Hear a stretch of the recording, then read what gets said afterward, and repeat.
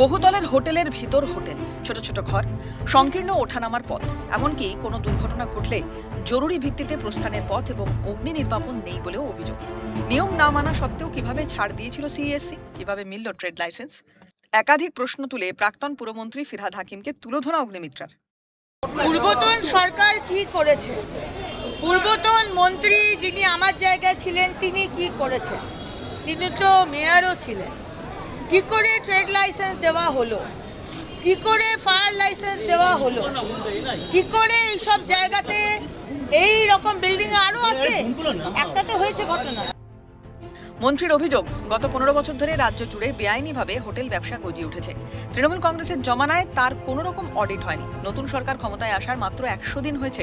এর মধ্যে কেউ অবৈধ ট্রেড লাইসেন্স নিয়ে ব্যবসা করছে। 100 দিনের মধ্যে তা চিহ্নিত করা সম্ভব নয় বলেও জানিয়েছেন অগ্নিমিত্রা। 15 বছর ধরে কোনো অডিটও হয়নি আর কোনো অডিটিং সে কাজও করেনি।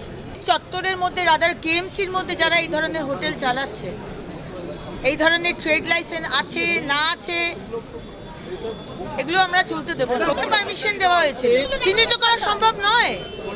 100 দিনের মধ্যে প্রত্যেকটা সারা পশ্চিমবঙ্গ ছেড়ে দিলাম।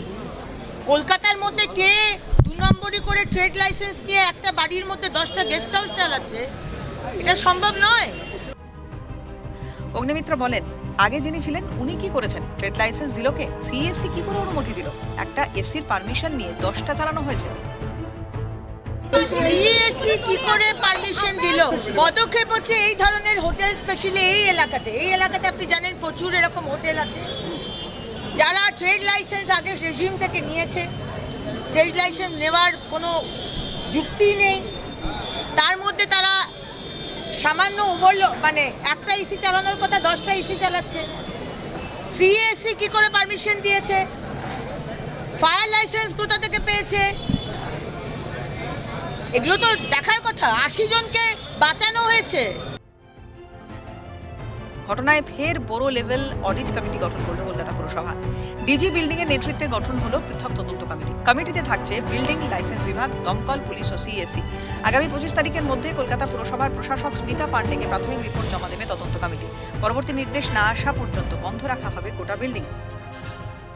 আমরা একটা পুরো ইন্সপেকশন অডিট করছি গোটা কেএমসি এরিয়াতে, কেননা এরকম ঘটনা বারবার ঘটাটা ঠিক নেই।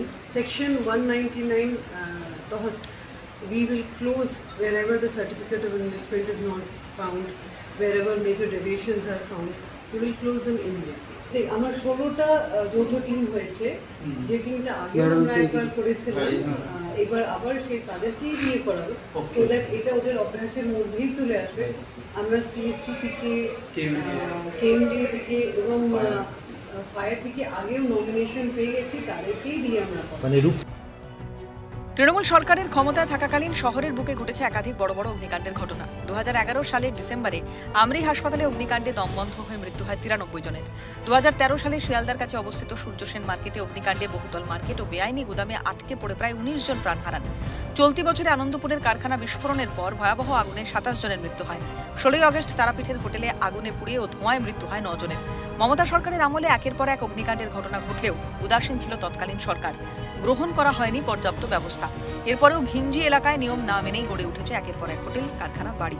আর এখানেই উঠছে প্রশ্ন, নিয়ম ভঙ্গের পরেও পূর্বতন সরকারের আমলে কিভাবে ট্রেড লাইসেন্স দেওয়া হয়েছিল? কে বা কারা জড়িত ছিল এর পিছনে? কেন পুরো বিষয় খতিয়ে দেখা হয়নি? বারবার একই ঘটনা ঘটলেও কেন চুপ ছিল মমতা সরকার? তৎকালীন মেয়র তথা পুরমন্ত্রী কি নিজের দায়িত্বেও গাফিলতি করেছেন? টক টু মেয়র কি শুধুই লোক দেখানো ছিল? ক্যামেরায় বিধান মাহাতো, সুদীপ্ত দত্তের সঙ্গে দীপাঞ্জনা সাউ ও খালিদ জামালের রিপোর্ট, ক্যালকাটা নিউজ।